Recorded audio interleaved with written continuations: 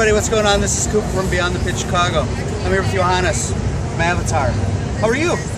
I'm doing really good. I'm still getting over the fact that I had the weirdest impulse ever on stage before, so 10,000 people saw me kiss my guitar player. How was it? He's a good kisser. Did he try to give you a tongue or? Yeah, I think it's in his spine, you know. That's how he reacts to everyone getting close to him. And then again, it was still me taking him by surprise. It's weird. Well, I hope it gets viral, like, you know, Britney Spears and Madonna. Wouldn't that be wonderful? It would be. It would be. That's 1 million hits in about 24 hours. Yeah. Maybe. Maybe Probably 15 not. minutes. Probably not. People will go, minutes. I don't know that I would watch it, but well, it's kind of, you know, I know in America they use the old saying, it's like a car crash. You drive by it, and you can't help it wasn't watch that bad of a kiss. You have to compare it to a car. I told you he's a good kisser. He's a good kisser. So you're touring right now on the cycle for Hail the Apocalypse. Yeah, of course. Everybody knows Hail the Apocalypse. If they don't, they should. I agree. You agree. Thank you. You guys have had a really busy 3, 4, 6 months. Yeah, absolutely. And right now we're in the middle of, like, I guess, one of the more craziest wrenches on this. Like, while our next music video is being edited at home, we are here doing all this crazy promotion. We're playing, like, I think we're doing like 20 shows in a row now without a day off. Really? Yeah. Wow.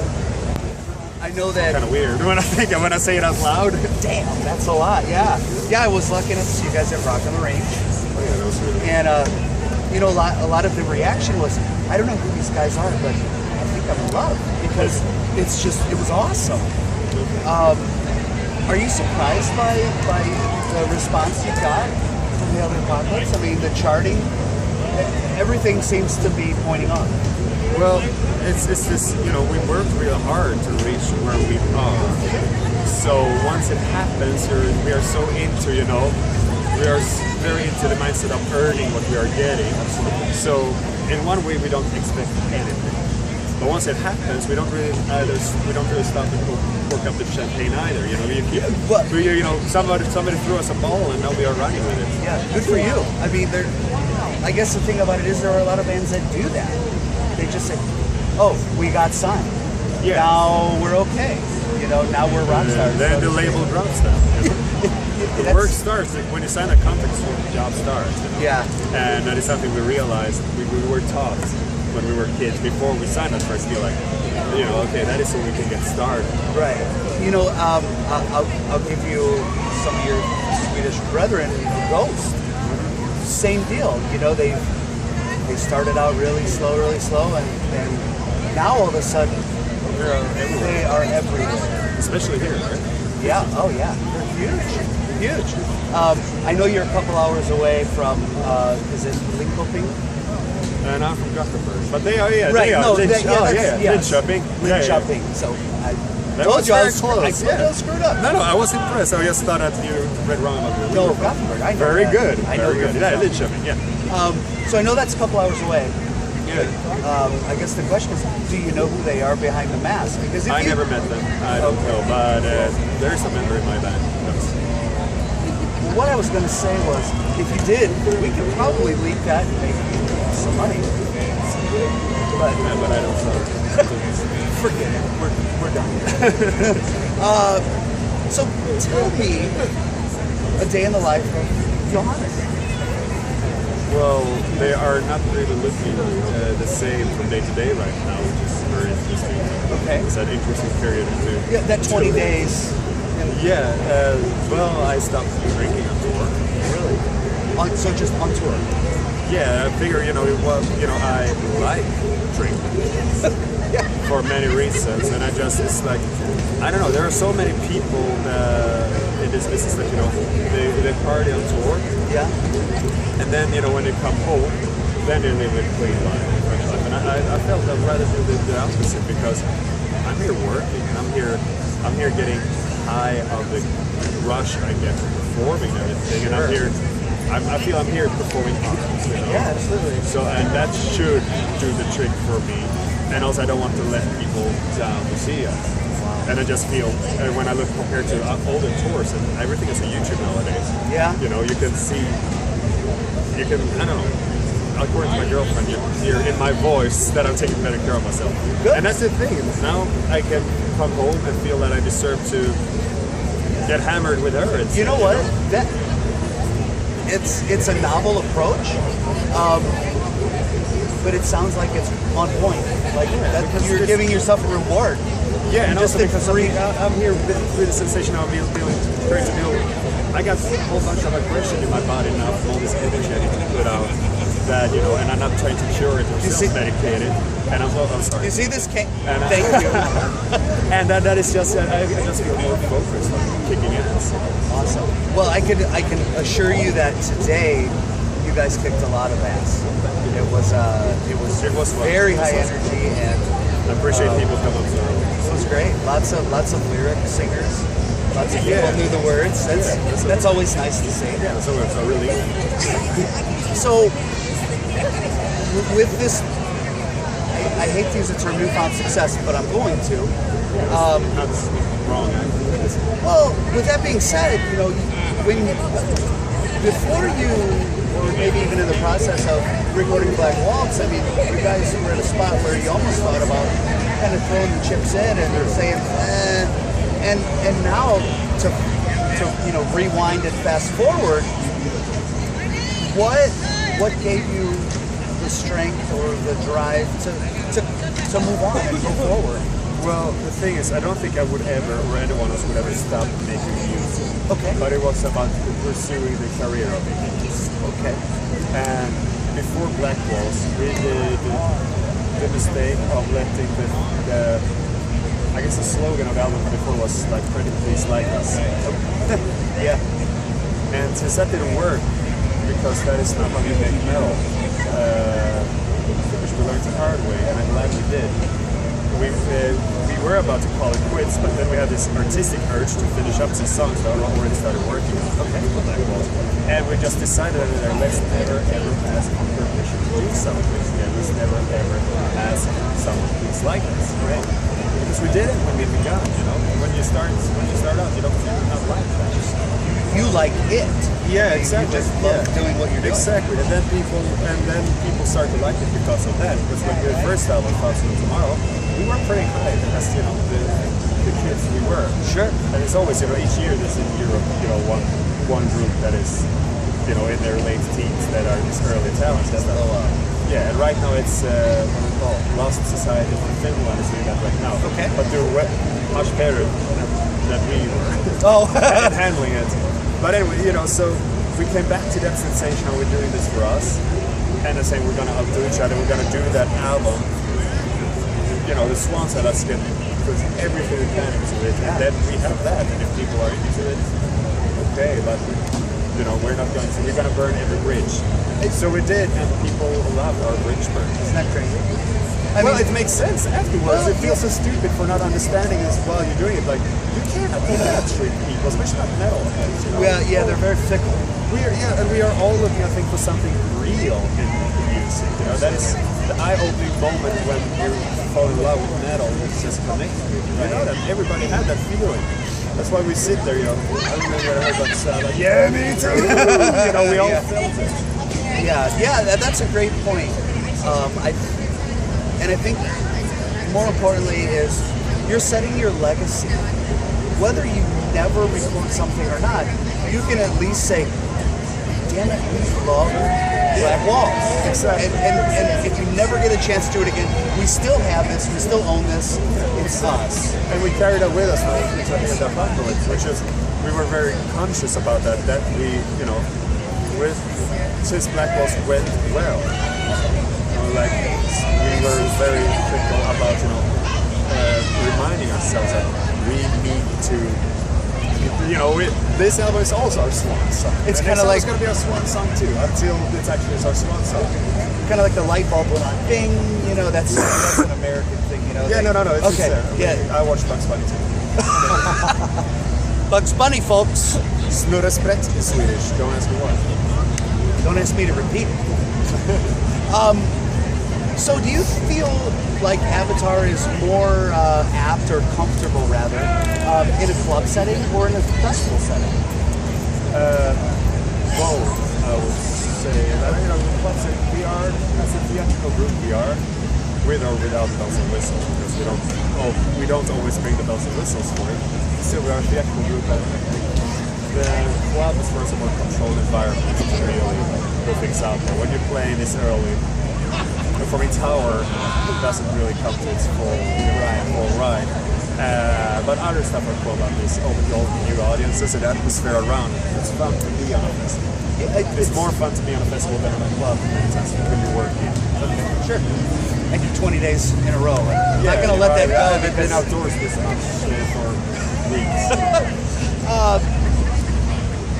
So how do the crowds in Europe differ than the States? I know that's probably a question you've been asked a million, and this is the 1,000,001 time. But I've never been to Europe, but I hear and I see the videos that they're out of control. Well, it all depends on where in Europe, because I think that most European countries are older than US. Sure. Denmark has the oldest flag, and so on and so on. Is that right? I didn't know that. And where Italy was the movement. So we had more time to become different. Okay, that's what I'm saying. So are you saying that you're more evolved? No, I'm just saying that we have, Europe had a slower process of being settled. Since we came out of the Iran area of civilization, right? And then America had from the colony to the culture of independence is about 300 years. Sure. And also about less than 50 years. Short contrast. What I'm getting at is that I see more similarities on the show, audience-wise, of the north of the US and the south of the US than the north of Europe and south of Europe. And my general impression of the American audience is that we are more like the southern parts of Europe, which is enthusiastic. Okay. So that was a very long way of saying it. No, because I think in countries like Sweden and Finland, I was talking to another guy here before, we have so many bands, bands. And that means that there are lots of people going, missed a note. And we are generally socially more steady people, more introverts up there. Sure. That's why we stay at home and write Netflix. Yeah, I was just going to say, it's the government. It's the socialized government. So, so Gothenburg has a big football festival. Yes. Yeah. Are you a soccer guy? Not at all. Not at all. Well, I played on the Xbox, so that's good. That does count. Who do you know? Okay, that extra. Who do you play? I mean, do you pick a country, team?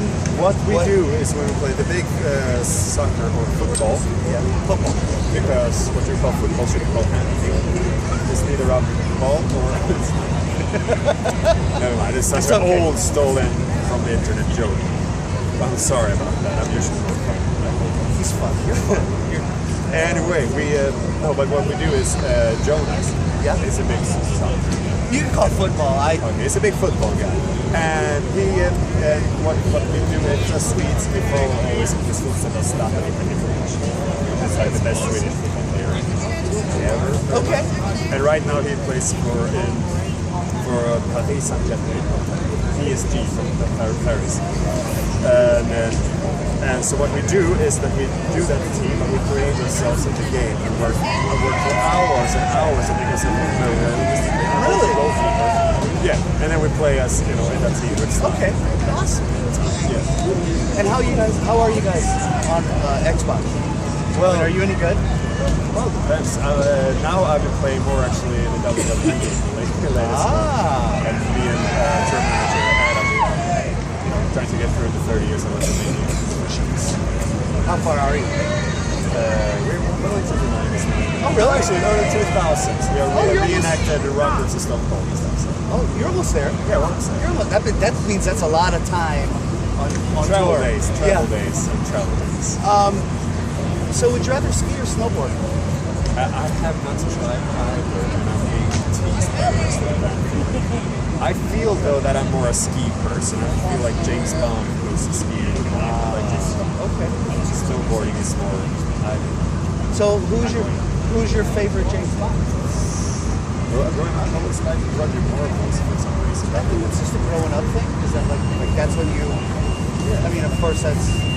But you know, the thing is, I don't know. He brought a sense of humor to it. You know, Chicago was very harsh. Oh. Connery is James Bond. For Christ's sakes. You know, he's still fairly funny, but then he's, I don't know, the borderline, all the raping and stuff, I feel disappeared for more instance. Okay. So, I like him. But I'm a huge Bond fan in general. In general. Yeah, the George Mason is underrated as well. So, just a couple more here. If you had your choice, would you be a porn star or a rock star? I think both terms are utterly ridiculous. I'm definitely never working for it. And I am definitely not doing what I do, like being a rock star. I'm a metal. We are a metal band, and that's why I go on the tour, not drinking and just to kick a lot of ass and with my head up high, you know. And I leave rock and roll for people who can. And as a fan, I appreciate that. And that's the thing. There are people who pay money. Yeah, and there are songs we wrote as a band. Out of our hearts and souls that needs to be done justice. And I think that, once again, from a fan aspect, the honesty that I appreciate, honesty and hard work, because everybody has to do something.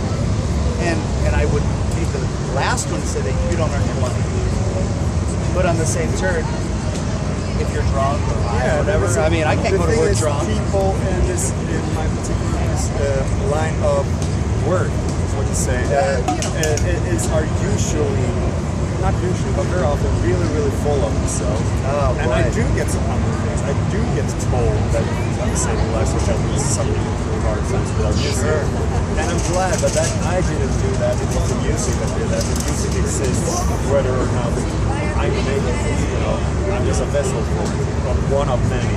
Sure. And the thing is, then there are nurses, ambulance drivers, there are preschool teachers, there are, you know, doctors without borders, there are firemen, you know, there are heroes in this world, and then there are us entertainers, which we do pretty cool things, and it can, you know, bring something to your life on a spiritual level. That's really cool, but it's also to be all that it is.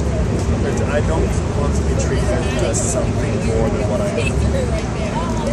Justice, I don't want to be treated as something less than. That's fair. So, last question. If Avatar was a sexual position, what would it be?